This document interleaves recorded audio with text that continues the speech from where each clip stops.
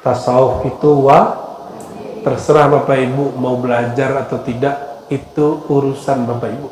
Bahkan kalau bahasa kita tadi, tasawuf itu kebutuhan. Maka orang yang tidak memenuhi kebutuhannya, dia sedang zalim kepada dirinya dan dia zalim kepada agamanya.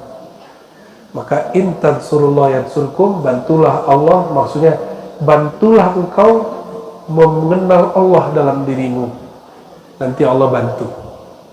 Nah, inilah nikmat kenal satu, nanti Allah kasih nikmat yang banyak, mengenal lebih banyak. Karena itu Bapak Ibu, bertasawuf itu lebih dari penting, bertasawuf itu wajib, bahkan keniscayaan, kebutuhan. Oleh karenanya kalau orang tidak bertasawuf, dia bukan dosa, tapi dia zalim kepada dirinya. Ya, bertahun-tahun sholat tidak khusyuk, bertahun-tahun zikir tidak nikmat, itu orang sedang zalim kepada dirinya dan dia jahil kepada Tuhannya. Nauzubillah min dzalik. Kita doakan guru-guru kita semua, mursyid-mursyid, para buya, orang yang khidmat di negeri ini untuk agama ini, semoga Allah jaga mereka. Al-Fatihah. Jadi kalau ada orang yang mengingkari tasawuf sufi, ada dua aja.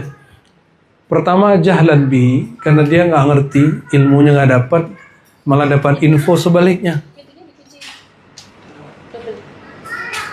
Dan yang kedua, hiqdan wa hasadan, karena iri dan dengki. Ya. Nah, kalau yang pertama ma'fu, dimaafkan ya. Kalau yang kedua itu dia berurusan dengan Allah Subhanahu wa ta'ala. Jadi penghubung kita dengan masa lalu adalah ilmu yang bersanad, ilmu yang bersilsilah. Jika orang tanya, kamu anak siapa? Dalilnya nasab.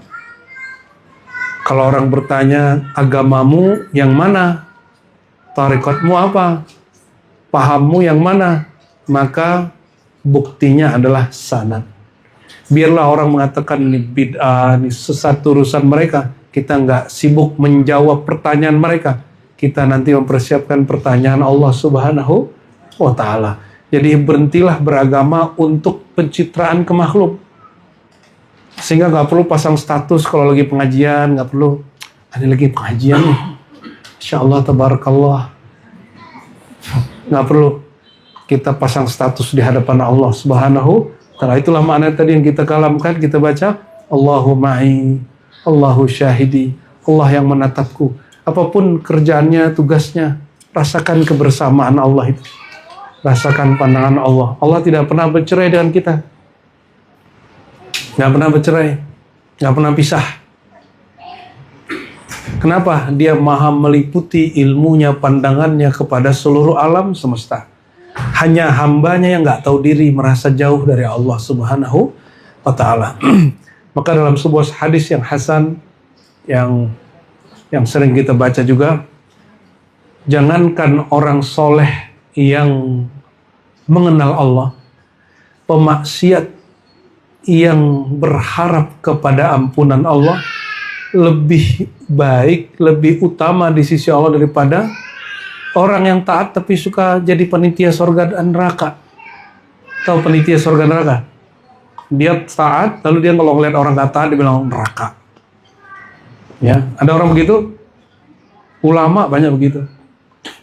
Dan itu bukan lagi pertama dua kali. Dalam sirah Nabawi, dalam hadis Nabi disebutkan bahwa ada seseorang yang sudah bunuh 99, datangin kiai, syekh, ulama besar. Ulama besar itu bilang, kamu ini ahli neraka, udah bunuh 99 orang. Mati juga dia di tangan yang ke-100, dia itu orangnya. Ya, itu disebut dalam hadis al-muti' atau al-abid al-muqnid. Dia ahli ritual ibadah, taat, soleh secara pribadi, tapi tidak soleh secara spiritual. Dia soleh untuk diri dia. Orang lain dia neraka-nerakain. Hari ini orang beragama begitu. Makanya Rasulullah mengatakan, orang yang mengaku dirinya pemaksiat, pendosa, tapi berharap diampuni Allah, lebih baik daripada orang yang mana? yang soleh secara pribadi, taat secara pribadi, tapi dia memutus rahmat Allah dari makhluk. Mohon maaf, pergerakan-pergerakan keagamaan yang mudah dipolitisasi orang-orang yang kedua itu. Itulah yang korban-korban politik kemarin itu. Ya, semoga kita tersadarkan, gak hanya mereka. Ya, iblis itu waktu dulu bernama Azazil, dia pemimpin zikir sholat di surga ribuan tahun. Lalu malaikat dapat bocoran nanti akan ada ahli ibadah di surga yang membelot.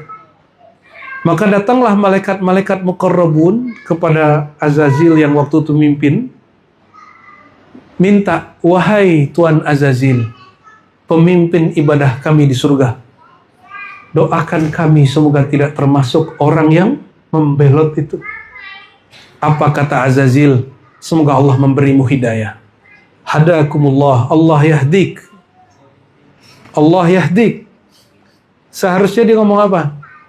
Dia hanya mendoakan semoga kamu dapat hidayah, tapi dia lupa mendoakan dirinya. Harusnya dia ngomong hadani Allah wa iyyakum. Semoga Allah berhidayah aku dan kamu. Jadi kalau sebelum doain orang, doain diri. Sebelum mengajar orang, ajari diri. Kenapa ilmu kita nggak nyampe ke orang? Orang bilang kamu aja begitu, masa ngajarin aku? Ya, itu sebabnya zikir tidak masuk kalau orang tidak masuk kepada alam zikrullah.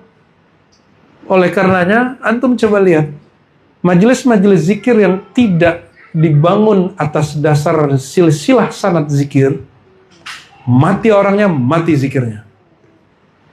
Ya, tapi kalau dia pakai silsilah zikir, diteruskan oleh murid-muridnya, kan muridnya meneruskan sanad itu. Ya, jadi kenapa kita berthariqah? Bukan kita mau gagah-gagahan, enggak, kita mau ikut dalam rombongan silsilah rantai Nur Muhammad itu. Ketika si murid berguru kepada seorang syekh yang punya sanad, dia salaman, dia ambil talqin, dia kirim Fatihah, dia robitoh, kaitan rohani, itu bergetar sampai ke sana. Ya, ta'ti ilaihi min rijalihi silah. Maka terjadilah kait antara engkau dan silsilah para aulia sampai kepada Rasulullah sallallahu alaihi wasallam. Dan saya sering sampaikan kalam guru kami dulu waktu mengijazahkan kitab hadis, kafa lil muridi falaha ay yakuna ismuhu tahtal mustafa, tahta ismil mustafa. Cukuplah bagi murid dapat kemenangan, keberuntungan bahwa namanya ditulis di bawah silsilah nama orang-orang yang terhubung kepada Sayyidina Muhammad SAW Al-Mustafa. Ya, itu bisa jadi stempel jaminan syafaat masuk surga, ya, selamat waktu dihisab nanti insya Allah.